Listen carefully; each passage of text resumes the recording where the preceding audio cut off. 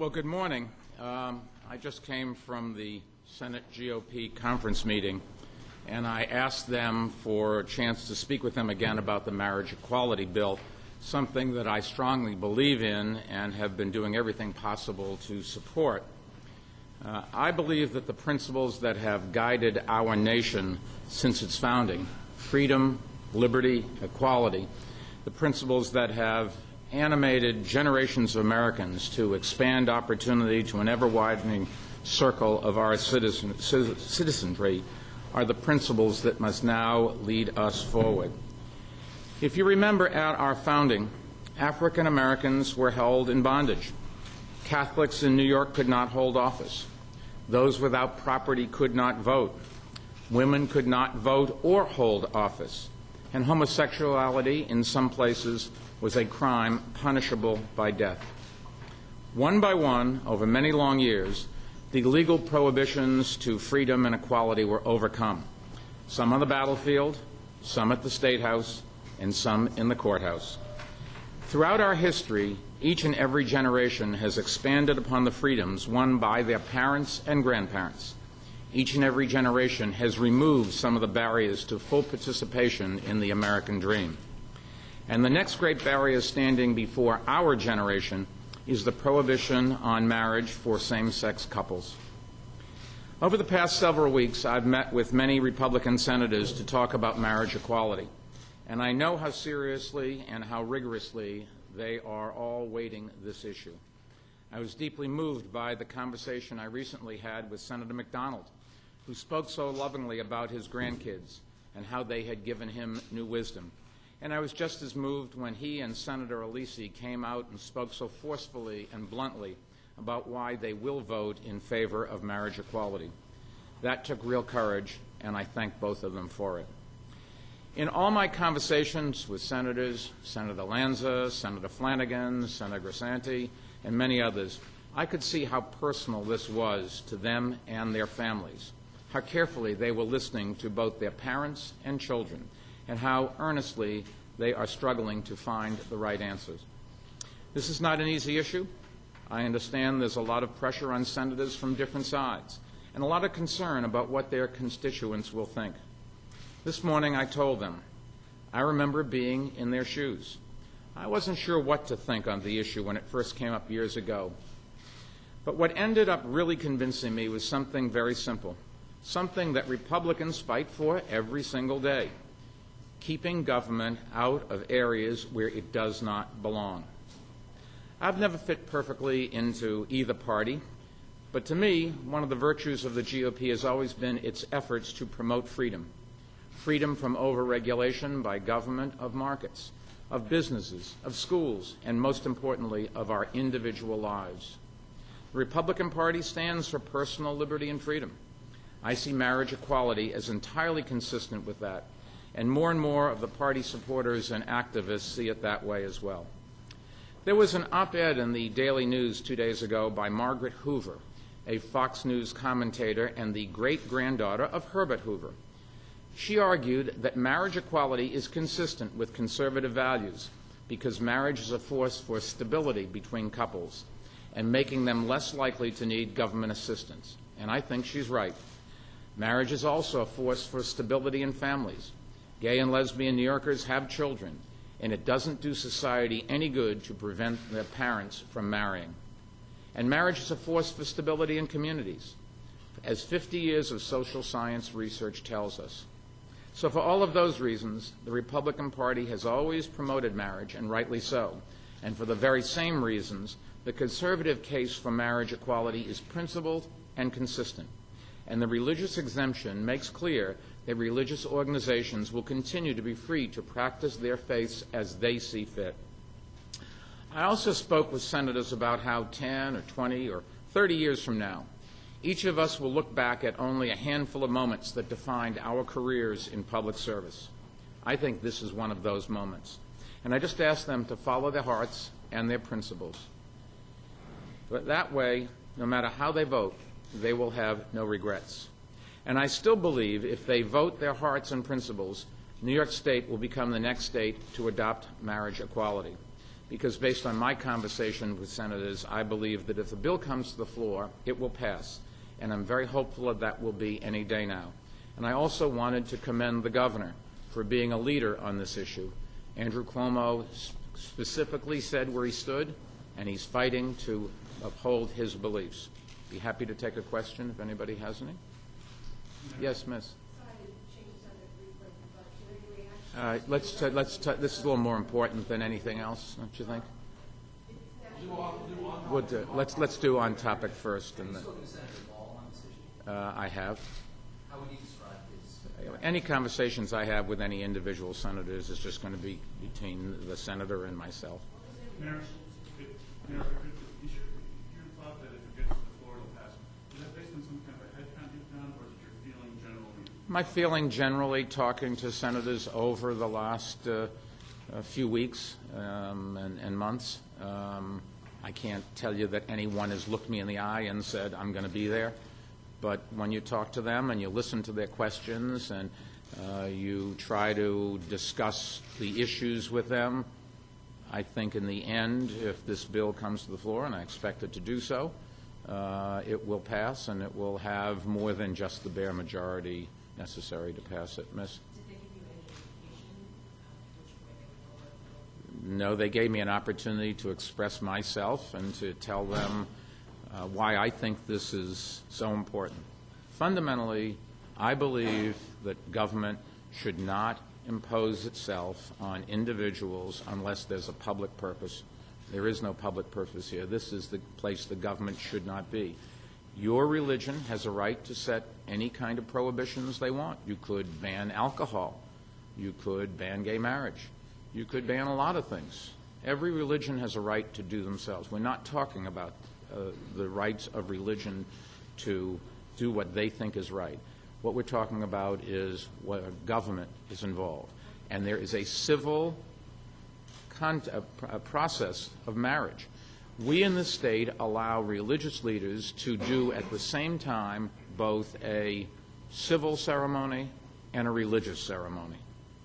They don't have to do marriages where they don't think that it's appropriate, or they don't have the time, or they don't have the interest.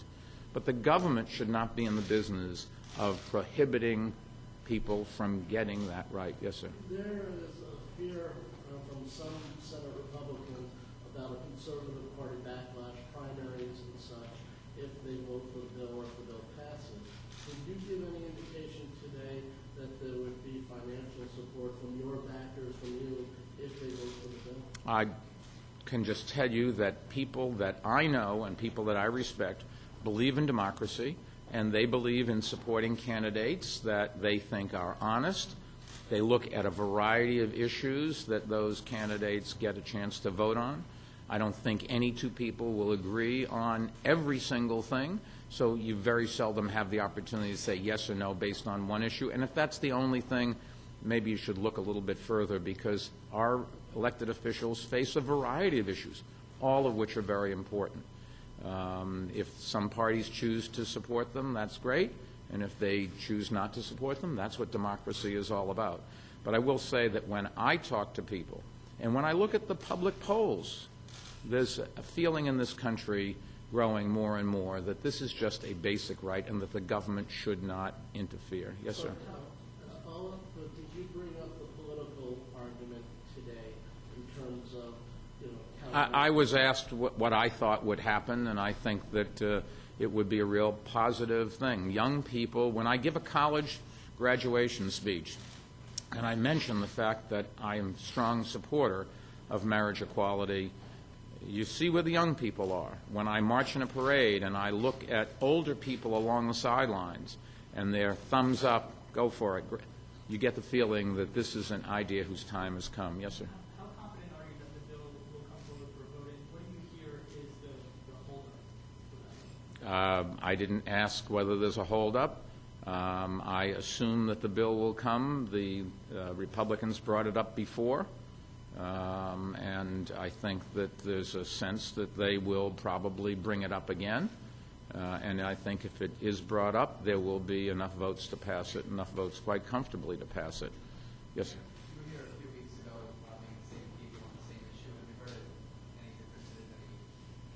Well, there's 2 senators that came out for it already, so something has come out of that, yes. Mayor, could you tell me if you are aware that there are certain portions of the bill now that need to either be amended or rewritten in some fashion, and then the bill will then be passed back to the Assembly for another vote? Are you aware? I don't, people have asked me about certain things. Would this bill impact a catering hall, for example? There are enough carve-outs in the bill and protections that I'm convinced that this would impinge on nobody. Religious leaders would not have to marry. You wouldn't have to rent your catering hall. You wouldn't, if you're a member of a band, have to play there. I think the bill as drafted, with a lot of input, incidentally, from both Republicans and Democrats, from both the Assembly and the Senate, has those kinds of protections in it. And there's also basic laws against discrimination that the state already has and the country already has, and all of those apply as well. Yes, sir. Mr. Mayor, you mentioned earlier in your remarks, Senator Zombi say on the side of Senator Flanagan. Do you have any indication Senator Flanagan I saw what's in the paper, but I have not talked to Senator Flanagan since the last time I was up. Well, it's not true. I think I talked to him once since then, and I didn't ask him how he's going to vote. Senator Flanagan and I had a discussion about the issues, people's concerns, not political concerns, but just general concerns. I think Senator Flanagan is a very smart senator. He's got a lot of courage, and he'll do what he thinks is right, and you have to ask him. Yes, sir. How damaging, if damaging at all, do you think it would be to Senate Republicans if they decide not to permit this to come to a vote? I think that the temper of the times today across America is that the time for partisan gridlock and focusing on non-essential issues has come and gone. The public wants an open democracy. They want to see government working, and I think that's true at the federal level as well as the state level and city level. And I think the public would probably expects this to come to a vote and would not be, if you ask the public, they'd say, yes, it should be. That's what democracy is all about. Have a vote. And people go on the record. Pardon? You could cost them their majority. All right. I'll leave that to you to do the analysis, but my sense from people that I talk to across the country is that politics as usual is something that you saw not being accepted in the last election. It wasn't a Republican victory. It was an incumbent defeat, to my way of thinking. The public said, I care about important things, and all of the theater that goes on in Washington or in the state capitals in this country or in the city councils, we don't have the luxury of that. This economy is too fragile. Democracy is constantly under threat from terrorists, and it's time to focus on what's important. Yes, sir. Yeah, sure. You also met with the speaker. Yes. I may assume that it could be wrong, that it was about the rent laws. What's your feeling about the rent laws expiring, and are you pushing for any position? I've told the speaker what I think, and I think at this point the governor and the legislature has got a tough enough job to do to come up with some sensible regulation. I don't think people should, even though after last night they've lapsed, nobody's going to get thrown out of their house, and people should not worry. I assume the Senate and the Assembly and the governor will come to an agreement that doesn't make everybody ecstatic, but gives everybody a good enough thing that we can go forward and make sure that people can afford to live in our city, and that investors will still have an incentive to build new housing, because we need both things, and I think that we can, up here they can come up with an agreement that will accomplish both of those objectives. You had a question? Yes, you. I was going to ask you about the news today with Ocean Year. You personally, this was a personal issue that went very public. How do you react to what's going on today? He's got to, I haven't heard, I don't know what he's going to say. I saw what the press thinks he's going to say. But he's got to, talk to his family and decide what's right for the country and what's right for his family and what's right for himself, and make a decision. And I think the fact that it looks like he's addressing the issue today one way or another, and I don't know what he's going to do, is a positive step. You can't just let this go on and on. It's become a diversion away from all of the important things that this country has to deal with. And if you look at the amount of coverage and the attention that this is getting, that's not good. We've got plenty of other things to worry about, health care and immigration and deficits and things that really are important to our kids' future. We've seen a certain thing happen now, over the last round, really be a promising career. How do you feel about that, especially when you see that? Well, I think it's always tragic when somebody's career, regardless of who's at fault or what it's about, it's a lost opportunity. Public elects officials, and it's good when those officials can serve and can contribute and can deliver for the public whatever they promised during the campaign. Yes, sir. Would you like to see him somehow serve the public in another capacity? He's got to decide